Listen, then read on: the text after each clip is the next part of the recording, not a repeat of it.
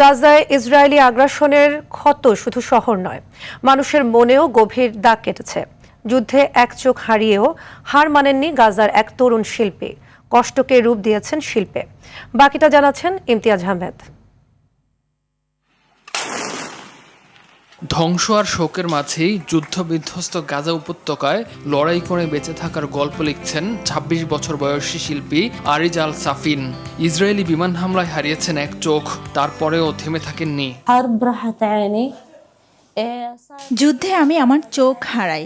এখন আমি যখন আঁকি তখন ঝাপসা দেখি। চোখে আঘাত পাওয়ার আগে আমি সবকিছু নিয়ে আঁকাআঁকি করতাম, এখন শুধুই চোখ আঁকি। রং তুলি নেই ক্যানভাসও, তাই কাঠ পুড়িয়ে তৈরি করছেন কয়লা, আর সেই কয়লাতেই নিজের বাড়ির দেয়ালে ফুটিয়ে তুলছেন অনুভূতির ছবি। যুদ্ধের ভয়াবহতায় আমি আমার সব শিল্পকর্ম হারিয়েছি। ইসরায়েলি আগ্রাসনের সময়টাতে চুলায় আগুন দিতে কিছুই ছিল না। যুদ্ধের সময় যখন এখানে বোমা ফেলা হয়েছিল, আমি আমার সমস্ত ছবি হারিয়ে ফেলি, আর কিছুই অবশিষ্ট ছিল না। যা কিছু ছিল তাও রান্নার কাজে ব্যবহার হওয়ায় শেষ হয়ে যায়, কারণ রান্না করার মতো কাঠ বা জ্বালানি ছিল না। এমনকি আমাদের জামা কাপড়ও পুড়িয়ে ফেলেছিলাম। আরিজ আল সাফিনের আঁকা চোখ যেন যুদ্ধের নীরব এক সাক্ষী, ব্যথা, স্মৃতি আর বেঁচে থাকার দৃঢ় সংকল্পের প্রতীক।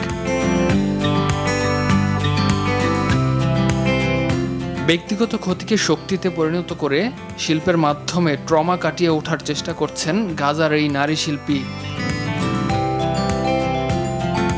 যুদ্ধের ধ্বংসস্তূপেও আশা খুঁজে নেওয়ার এই গল্প মানবিক শক্তির অনন্য এক উদাহরণ। ইমতিয়াজ আহমেদ, RTV।